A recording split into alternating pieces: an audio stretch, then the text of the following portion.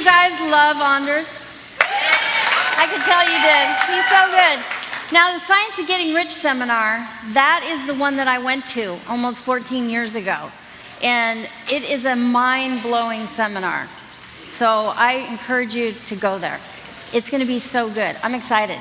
Now, we're going to cover some really important stuff this morning. First off, I'm going to ask you, did you do your paradigm shift journal? Did everybody write with your opposite hand? Yes. Was it any better than yesterday? No. How many of you thought this is really stupid and a waste of time? Okay.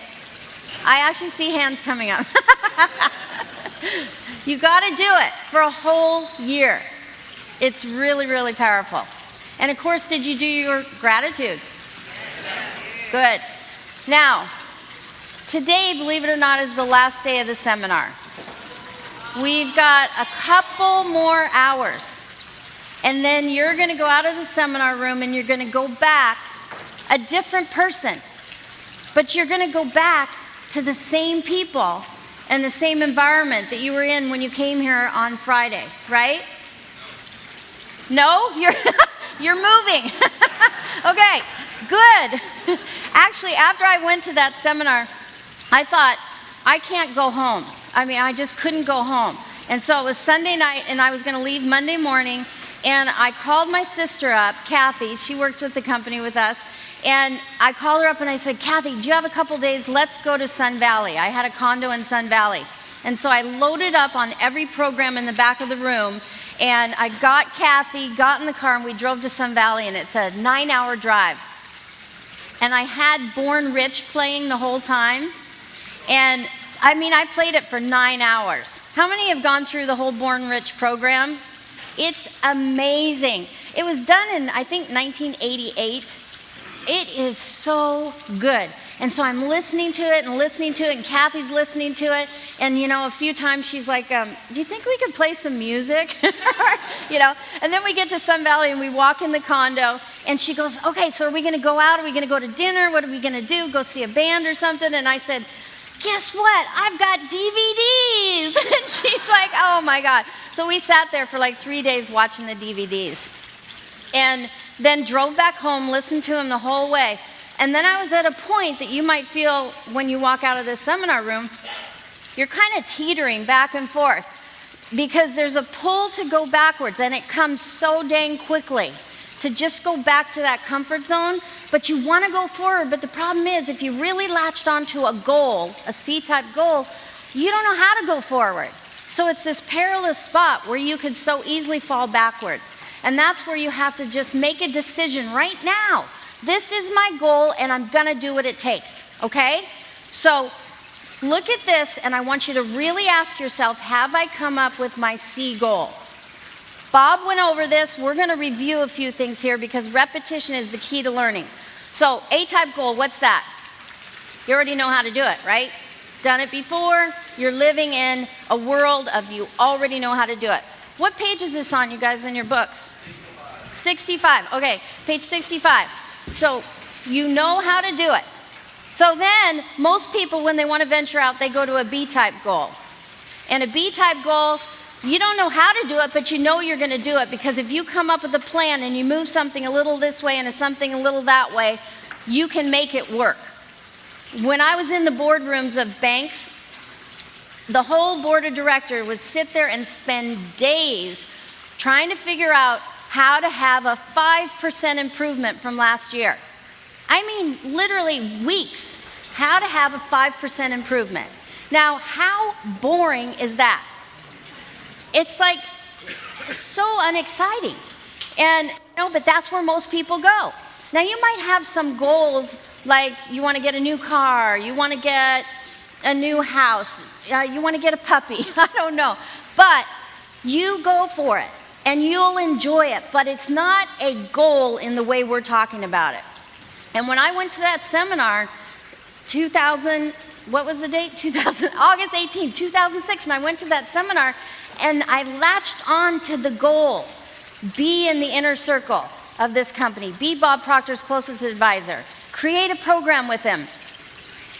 it just blew my mind with the idea that I could possibly do that. But Bob kept saying, whatever you really want, you can have. Whatever you really want, you can have. And I latched onto it.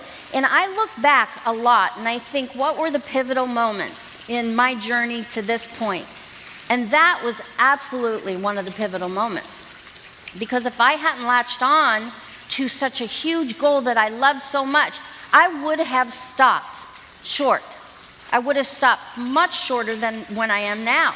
And so you got to really lock onto that. So what is required to actually get to the C-type goal? Fantasy, theory, fact. Now, that's the creative process. And it's all about wants. What are wants? Wants come from our spiritual essence. And spirit is for expansion and further expression. In that seminar in Vancouver, Washington, I remember Bob saying that for the first time. And I thought, he said, spirit wants expansion and further expression. He said, that's why you want to do more. That's why you want to be more. That's why you want to have more. And I thought, thank God there's nothing wrong with me, because I always wanted more. And I would always hear, don't you have enough? Are you ever going to be satisfied? For goodness sake, just enjoy what you have. But spirit wants to grow, always. That's our spiritual essence. So we got to latch on to this. What's the C goal? It's something you really want, and you want it in your heart, but you don't know how to do it. You have no idea how to do it. So what do most people do?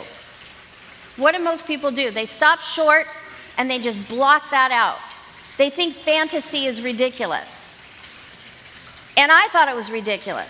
When I was in that seminar and Bob's talking about fantasize, use your imagination, and I flashed back to conversations with my dad, and he was a very serious intellectual man. And we would have lots of discussions where you'd reason through, and I just pictured talking to Dad and saying, well, Dad, I came up with this goal because I sat there and I let my imagination fly. And I fantasized, and I came up with this picture of what I wanted to do. And I could just see him going, what are you talking about? And then I could see him asking me, well, who gave you this idea? Oh, Bob Proctor. And he's like, well, what are his credentials? Well, he didn't even finish high school. I remember Bob telling this story about, and maybe he told it here this weekend, but I absolutely love it, because he was doing a seminar, and an executive of the company was just looking at him like, arms crossed, and like, I'm not buying this. So Bob went up to him at the break and said, okay, I can see we're not jiving here. Do you want to talk about it? And the guy says, well, do you mind if I be frank? And Bob says, no, we don't have much time, be frank. And the guy says, well, I just cannot figure out how I could learn anything from someone who makes so many grammatical errors. And Bob says, oh, I can help you there. I didn't go to school. And I absolutely love that. That is so absolutely perfect. And the guy, he asked him what his goal was, and the guy said, well, I want a parking spot in the bottom of my office building. And Bob said, well, for God's sake, if you'd listen, I could show you how to buy the building, And so, I was kind of on that edge where it was like, should I really do what this guy is telling me? It seems really crazy and ridiculous. But then I heard him say that he would learn so much from Earl Nightingale. And he made a decision that I like this guy's results, and so I'm going to do what he tells me to do, until I find out he's lying or he doesn't know what he's talking about. And so he did exactly what Earl Nightingale told him to do. And so that's what I decided to do. That's what Phil Goldfine did a long time ago. And look at the results that he's gotten. And so I said right on yesterday, suspend disbelief. And just don't block that out. Because here's the trap.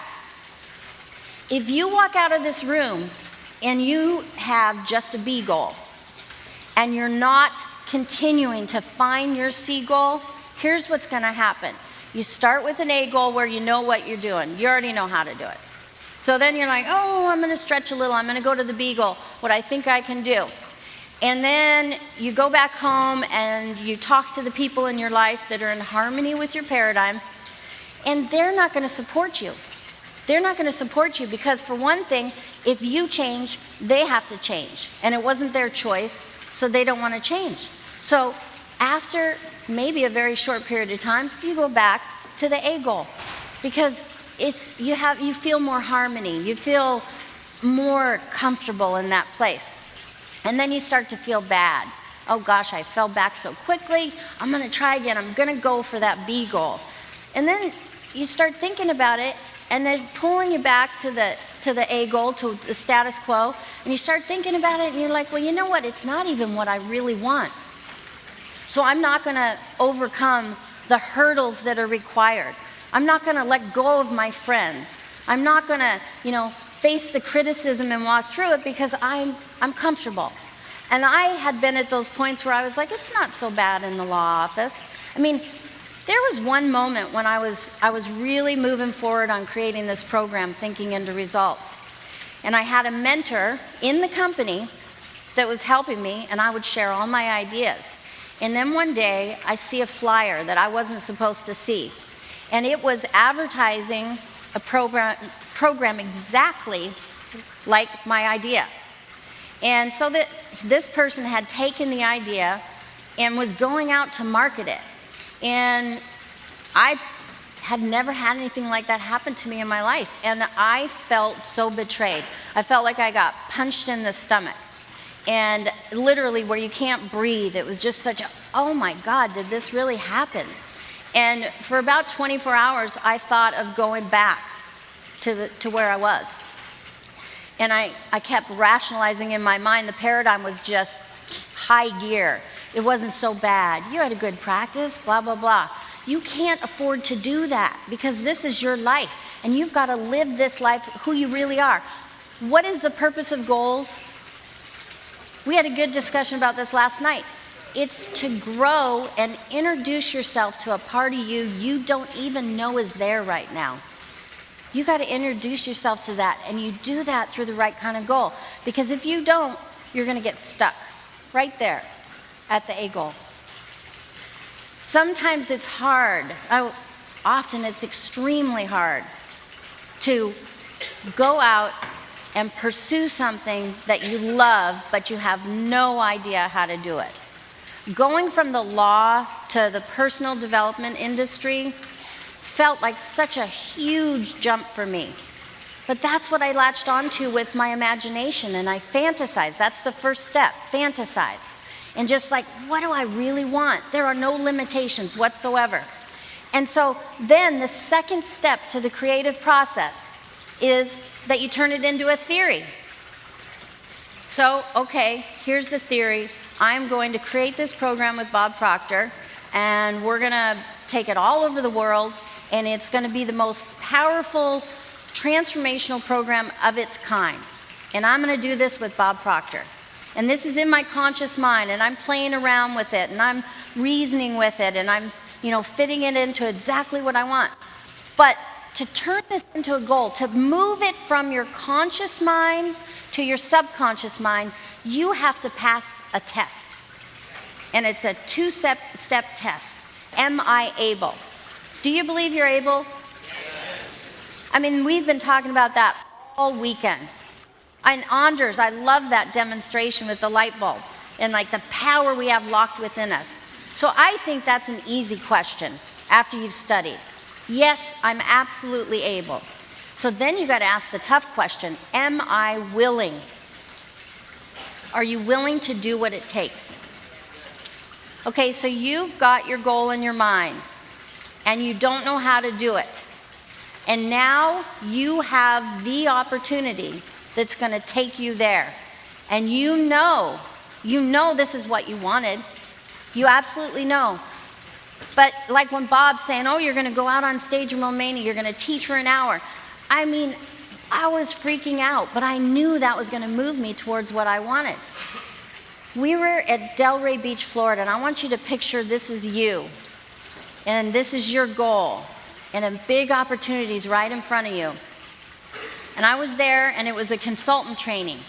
And I went into the restaurant to get some coffee, and I didn't even really know Bob Proctor. I didn't even know he knew me. He certainly didn't know me in the seminar in 2006. This was in June of 2007. And I hear my name, Sandy, and I'm turning around, and Bob's over there, and he's calling me, and I'm like, wow.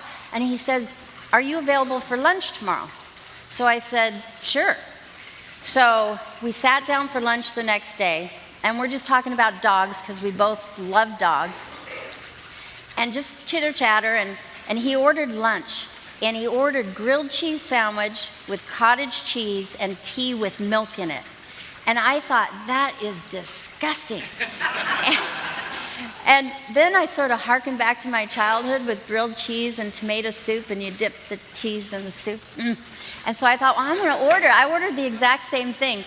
And we're chowing down, and I've just put a nice big spoonful of cottage cheese in my mouth, and he changes the course of the conversation. He says, okay, well, I've been doing some research. I heard you want to create a program with us. I looked into your background as a lawyer. I was impressed with that, impressed with the possibility of what we could do. So here's what we're going to do. We're going to form a company. You're going to run it. It's going to be called Life Success Corporate. You're going to own 25%. It's going to cost you $500,000. You're going to create the program. You're going to pay for all the production. You're going to do all the work to produce the program. And that's the deal. And so the cottage cheese was right about here. And I was trying not to choke. And I just stayed really calm. And he commented later many times that my face did not change expression at all. I just sat there, you know. And inside my head, my brain is just going 100 miles an hour on, okay, I don't have $500,000 sitting in a bank account. I do run my law practice. And what do you mean 25%? And I'm paying for the production costs? I mean, you know, and it's all just, but I just stayed there. And he goes, but you don't have to answer now. And I said, okay. And we went back to talking about dogs. Well, after the lunch, I went back to the trainings. And then that night, I didn't talk to anybody about this. And I started journaling. I think it was around midnight that night. And I started journaling. And I wrote in my journal that I was going to do this. I didn't know how, but I was going to do this. And so fast forward, next morning we're in a seminar that Bob's doing with Michael Beckwith. And Bob walks out on stage, and I'm way back there, and the room is really, really dark, and there's bright lights coming up on stage. And Bob walks out, and he says, our company's growing, and we've attracted this lawyer. And he looks back there. I don't know how, but I swear he's staring right in my eyes. And he goes, we do have a deal, don't we? And I just nodded my head yes. I don't know. I don't know what caused me to nod it the right way instead of no way. And I said yes. And he's like, oh, we have a deal. Now, are you willing? Because I'll tell you what happened to my physical body after I nodded my head yes. I started convulsing. I'm not kidding you. My knees started shaking together. And that afternoon, he's introducing me to the whole team, and we're standing in a circle, and I'm like this, you know. What would you do in that situation? And if you hadn't made a committed decision, if I hadn't made a committed decision, what are the odds I would have nodded my head yes instantly? Because sometimes you have mere seconds to make the decision and grasp onto your opportunity. What would you do? You've got to prepare yourself for that moment. It's not about getting lucky. What is luck anyway? Preparation meeting opportunity. You've got to prepare yourself. So are you going to pass this test? Because if not, you're not going to turn it into a goal. And if it's just a theory, nothing happens. But if you turn it into a goal, what do we have to do? We've got to impress it on our subconscious mind. We've got to impress it over and over. We've got to see ourselves living there. It has to be the workshop from which we view the world, so we can see things differently, so we can get different results. Are you prepared to do that? Because here's where the magic happens. If you do that, then your goal turns into a fact. And it does that through the creative process. So you do the work. You get emotionally involved with it. You change your vibration. Nobody else can do this. And you maintain that elevated vibration. Then the creative process takes over and you let go. This is the part where you let go. Remember I said yesterday, this is where you start to experience more joy and more ease in your life because you've done the work. And so then it's a fact in your world. And then what do? You go back and you fantasize some more. How do we take it to the next level?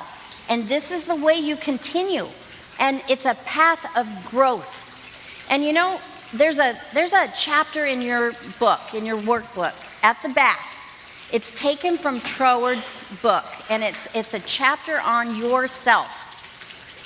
I encourage you to study that. It's kind of heavy reading, but he says there at one point, he said, the whole chapter is on the benefit of just being yourself. And he says, isn't it far easier just to be who you are than to try to be somebody else? Because that's part of the fear that holds us back. I can't do it. Look, you know, Bob Proctor, look how he teaches. There's no way I could possibly do that. But you got to be yourself. Exactly where you are in that moment of opportunity is exactly where you need to be. Exactly what you're going to deliver is exactly what the people that you're going to deliver it to need. You've got to be yourself. And Troward says, if you are yourself and you start where you are, because it's the only place you can start, do what you can do today. And then you're engaged in a natural progress of growth, one step after another. And tomorrow you'll do more. You do what you can today, and you keep stretching and stretching because you understand the creative process. You understand the power you're working with and how you wield that power. Does that make sense? You gonna do that? Okay, yeah. Now, here's a rocket going to the moon. President Kennedy asked Dr. Wernher von Braun, how do we get a rocket to the moon? He didn't give him some big complicated answer. What did he say? All you have to know is where you're going. You don't have to know how to get there. So what do you really want? Now I want you to take a minute now. And I want you to, have you written down your seagull? Okay, I want you to go back and look at where you wrote it down. If you haven't written it down, write it down. And I want you to really ask yourself, is this something I absolutely love? And when you ask yourself that, do not allow the how to get in your mind at all. Just push it out. Is this something I really love? Am I stretching enough? I want you to really use your imagination and your will. And I want you to imagine this has already happened. You don't have to figure out how to get there. You know, Anders, he says, how do you do an illusion? He says, I go to the impossible and I work backwards. That's what we do. With our imagination, I'm already there. You're already there. And then we work backwards to figure out how to get there. But you got to get there first, and you got to get there in your subconscious mind. So take a few minutes now, look at your goal, and ask yourself, am I really, really stretching enough? Okay? Remember I asked you yesterday, are you starting to feel a little nauseous? Or a headache? Panic attacks? That's a good thing. Do the illogical. Do the illogical. Because you don't want to be an extra in your own movie, right? It's your goal, and it doesn't matter what anybody else says. It is so easy to play the extra. I came up with the idea of the thinking into results, and it was my passion, and I loved it, but there was no way I was going to be in it. And Gina and Carol Gates, who used to work with the company, they're like, what do you mean you're not going to be in it? I'm like, no, I'm much better in the back of the room, behind the scenes, you know, just crunching numbers and doing my thing. And Bob got wind of this. And he's like, are you crazy? You're in it, you know? But I was so easily just going to be an extra. So are you being an extra? Are you basing it on who you think you are? But you're not listening to your heart, because what your heart tells you is far more powerful than what your intellect tells you. It knows the path you should be on. So, do you have your coin? When you are thinking about what you want, what your heart's desire is, hold that coin and think of the fact that you want to think from upside down. Think inside out. You take the thought from a higher level than where you are, and you think from that pure space. That unformed energy is there for you to shape any way. Change your perception. Open up to the possibilities. Think from upside down, inside out. And hold that coin when you're doing it and really ask yourself, am I doing that? Because 95% of the people in this room are probably not at your C goal. You'll know it when you're there. And you're going to quickly try to talk yourself out of it. Very quickly. You know, in that seminar room, I was just like, what about all of this? And things like, what about your 401k and profit sharing plan? Who gives a rip about your 401k and profit sharing plan? You might not even be alive by the time you get it, for God's sake. Live your life now. You know, I made a decision. I was going to leave my law practice and go full-time working with Bob Proctor and his companies when my base salary, when my base pay with his companies equaled my base pay at my law firm. By the time I left the law, I was way past that. That was just a bunch of BS I was telling myself to try to play in the safety zone, okay? Don't listen to your own lies. Now, time and money freedom, that's what we want, right? Like when Anders had that up today, I went right to freedom. Freedom's everything. Living the life by your own terms. And that's not selfishness. It's selfishness if I try to get you to live your life according to what I want you to do. But we all need to live our own life. We want time and money freedom, and what is absolutely essential to do that? To shape your future, you have to be willing and able to change your paradigm. And it does not happen overnight. You do that paradigm shift journal exercise every morning. I'm reading a great book called The 5 a.m. Club by Robin Sharma. Have you guys read it? Oh, it's so good. You have to read it. But he says, get up at 5 a.m. and start the 20-20-20 formula, you know, where you study something, where you do mental exercises, where you do physical exercises. Do your paradigm shift exercise every single morning. Do not miss a day. Get an accountability partner that you're going to tell every day. Like Bob texts me when he does it every morning. I text him when I do it every morning. And if he hasn't done it, I'm going to remind him and vice versa. Get an accountability partner, someone you really respect, because it takes work to change your paradigm. And we got to start thinking outside the box. Why? Because change requires you to think outside the box. Creativity is the opposite of routine. So you start doing this exercise, you start triggering the opposite side of your brain, and then start doing some silly things like wear your hair different than you ever would. One of these days I'm going to go on stage with flats on, because I would never do that because I'm so short. But it doesn't matter. You know, creativity is the opposite of routine. Wear something completely different. On the holidays, instead of doing the same tradition every single year, switch it up. One year I took my mom to a beautiful hotel and spa, something totally different than what we would do. And she loved it. She absolutely loved it. Little teeny things. Do that. So you can start thinking differently and you'll come up with all kinds of ideas. But if you let the paradigm stay in control, nothing is going to change at all. There's two things that Eric Hoffer said, among many others, that I want you to keep in mind.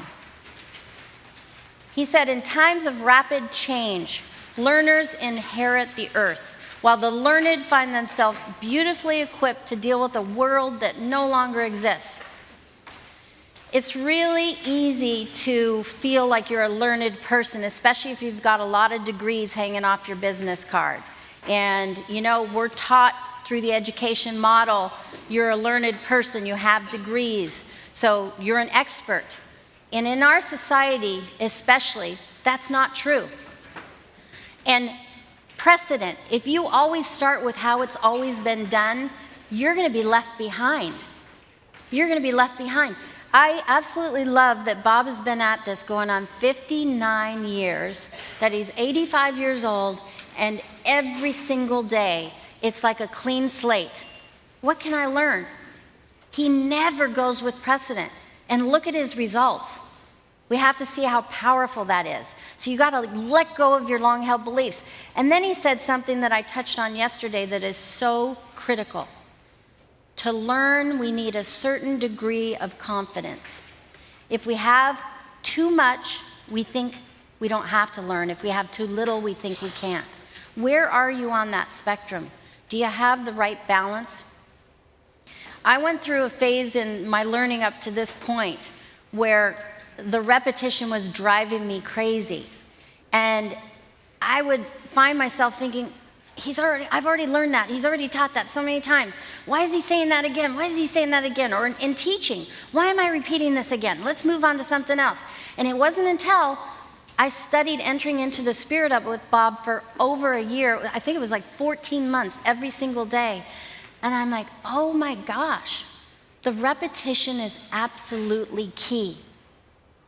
So have that right balance of confidence to know that we always need to keep learning. We always need to keep studying. And find something that really resonates with you. Maybe it's the yourself chapter in your action planner. Whatever really resonates with you. And promise yourself you're going to read it every day for at least 90 days. And find someone to read it with. Just read it back and forth. There's huge power in that. Bob and I, the first time we did that, he said he would always read the chapter on persistence in Think and Grow Rich. He would read it every single day for 90 days. And he hadn't done it yet that year. So I said, well, you want to read it with me? And he said, okay, sure, we could do that. So we started first day, and he'd read one page or one paragraph. He'd say, pass. And he'd hand it to me, and I would read it. And you have to pay attention because you don't know when they're going to hand it to you. So you're actually reading it while they're reading it. I had no idea he meant we would read the entire 26 pages every day. 26 pages. And we might be at a seminar and teaching and then have meetings after the seminar and hadn't read it. And you have to read it with your eyes just drooping. But if you didn't read it, you'd have to start over again. And so I encourage you to do that before you leave this room. Make a commitment. You're going to do that. At least do it for 30 days. Pick something to read together, okay? Now, what did we say? A-type goals? You already know how to do it. B-type goals? You can figure it out. Are you going to play in that world of A and B goals? Your B goals, let's say you latched onto a B goal, great. You might enjoy it. Go ahead and do it, but it's not the goal in the way we're talking about. There's that whole huge space of possibility for you. You saw Bob do the frequency slides, and you have all these lines, and you're down here, and you pick a goal here, and then there's this black space, and he says, but you could have gone there. You could have gone there. That's where you want to go. Name it and claim it. A goal, B goal, the C goal where you stretch. And stretching can be really uncomfortable, but that's where the real growth is. That's where the real magic is. Now, if you're doing that, you are going to hit the terror barrier. And it does not feel good. In Delray Beach, Florida, my legs were shaking, and they continued to do so for at least a year. At least a year. And I'm going to talk to you about why, and why you would ever want to embrace that. So here is the terror barrier. And it's a 4-step process. It's 4 stages of growth. And it is an absolute mind game. You start with bondage. You go to stage 2, which is entertaining a why idea, reasoning through it. Stage 3 is when you start to get emotionally involved with it. You hit the terror barrier. And if you go through that thick wall, you go to freedom. Most people don't make it past stage 1. Stage 1, conscious mind, you're only entertaining X-type ideas. You have that thought power flowing to and through you. As we're going through this, I want you to ask yourself, how many times have I been in that stage? How many times have I been in that stage? What did it feel like? Because when you're in that bondage stage, it's hard to identify. Because you have so much flowing to and through you. You have all these things. You can't take it all in. And your paradigm is filtering it. So if your paradigm is X-type conditioning and you're hanging on to that, you got to work extra hard to take in any Y-type ideas. You miss it, you reject it, you push it away, and you don't even know it. And you're in bondage. And you may have created a wonderfully successful company. You may have had wild success in all areas of your life. But if you are comfortable now and you're doing the same thing over and over, you're in bondage. And I heard Bob teach this many times before it sort of hit me. It was like a bucket of ice water dumped on my head. I'm like, oh my God, I'm in bondage. Making good money, equity partner, all kinds of wonderful things in my life. But I could do bank mergers and acquisitions in my sleep. It was boring. It was like just doing the same thing over and over. Are you in bondage? Most people stay here just living a life where they already know how to do everything. No creativity, no change, no switching it up. It's no fun. Now, the next stage is you go to reasoning. And you say, okay, I'm at this seminar, I've got this why idea, and I'm going to entertain this idea. And you play around with it in your conscious mind. So part of my goal was I was going to come work with Bob. I mean, I wanted to be his closest advisor and inner circle of his company. So I'd have to leave the law. So I would go up to the high-rise tower at the law firm, and I would play around with this idea in my conscious mind. But I didn't get emotionally involved with it. I hadn't made a decision I was going to do this. So I play around with it, and what happens with your results when you do that? Nada. You keep getting the same type results. And if you aren't careful, you're going to take those results as evidence that you couldn't possibly do the why idea. You have to act on it. That's the only way to get different results. So here's where you hit the terror barrier. Now watch this closely. You got the why idea. You've got it in your conscious mind. You plant it in your subconscious mind. Now you've got these mixed energies, the XY. That's why my legs were shaking. You got the XY energies. It's like water and oil. They don't mix. And your central nervous system just goes crazy. I mean, all hell breaks loose. And you hit this wall and you bounce back. And you bounce back to safety, worry, fear, and doubt. And this is very real. It happens in your body. And then you go back and you say, well, it wasn't so bad. This isn't so bad. Where are you on these three stages? Are you in bondage? First stage? Are you in the second stage right now? How many of you are really emotionally involved with your idea? How many of you really are a committed decision that when the opportunity presents itself, you're going through that wall? You're going through that wall. Okay. Oh, isn't that good? You know, he made such a good point when he said, why were you afraid last night laying in bed? What was happening? You want to get in the habit of asking yourself in every moment when you're feeling the fear, what's the reason to be fearful right now? Is there a reason to be fearful right now? There's no reason to be fearful. And live in that moment. Live in that moment and really experience that moment. So I had my skydiving moment. And I had made a decision, okay, I'm going to go full time. I had become CEO of the companies in January 14, 2009. And in May of that year, Bob came up to me and he said, what are you doing? And I'm like, what do you mean, what am I doing? He said, what are you doing? Are you in or are you out? Because I was still running my law practice. I just finished thinking into results and was working on that, and then I was running the 19 companies. And he's like, are you in? It's time to make a move.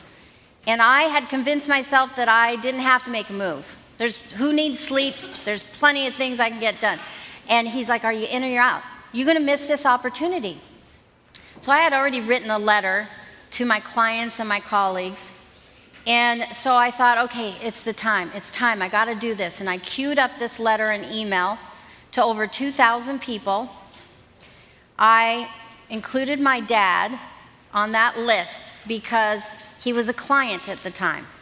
And in this letter, I said how I was leaving my law practice and how I was going to a new profession and how much I loved it and why I wanted to do this. And I'm getting ready to hit send, and I froze. I absolutely froze. And so I picked up the phone and I called Bob. And never call Bob if you don't want to do what you really want to do, but you don't want to do it. Because I called him and I got it queued up and I can't, and hit send, jump, you'll develop wings along the way, hit send, boom, and I hit it. And I screamed, I probably broke his eardrum. And then I was like, oh my God, did I send? And then you hear that, shh. I'm like, no, I can catch it in the outbox. And I went to the outbox and I was gonna delete it, and oh my God, it's not in the outbox. It's in the sent, and it had gone out. And I freaked out. And then 24 hours later, I had 893 replies. Every single one was positive. I wish I could do something like that. I wish I had passion about something like that. I wish I was committed to doing something like that. And there were 3 that I'll never forget. They were from really excellent attorneys that had been an attorney for over 40 years. Really good, but really tired of what they were doing. And they all essentially said the same thing. I would love to do something like that, but I'm going to sit here at this desk till the day I die. And they really felt they had no opportunity, which of course they did, but their paradigm had such a grasp on them. They were in bondage, and they didn't know how to get out. And when I hit send, and I freaked out with the thought of going through that wall. I thought, oh my God, I can't give up everything I've put into this. By that time, I'd practiced law for 22 years. And all the work you have to do to get up there. And I'm like, how could I don't want to lose all this. I don't want to let go. And of course, I realized you don't lose anything. You take what you've experienced, what you've learned, and you move it to that new realm. And you expand it. And so I went through that wall. I didn't go to safety zone. I love what Joseph Campbell says. The cave you fear to enter holds the treasure you seek. But you gotta jump. You gotta jump off that airplane. And I love how he says, I'm on a plane. I've never been in a plane where the doors open. Well, that's what you're gonna feel like. And you go through it. And what happens? You get to freedom. You've plowed through that. And you've got the why idea. It's in your subconscious mind. Is that tension, is that fear gone? No way. You're going to experience it. It's going to come back, but you impress that over and over, why idea on the subconscious mind, and then ultimately that becomes your new conditioning. And that's when you have to do what? Come up with something bigger and keep going like that. That's the 4 stages of growth. That's what you have to navigate through. Are you willing to do that? Come on. Now we're talking. Are you committed? Are you absolutely committed? Okay, good. Now we're going to go on break. Brian's going to come up here. But on the break, I want you to really think about that and live into it. You've made a committed decision. What are you going to do today to move that goal forward? Pick something difficult that's going to move you forward and do it.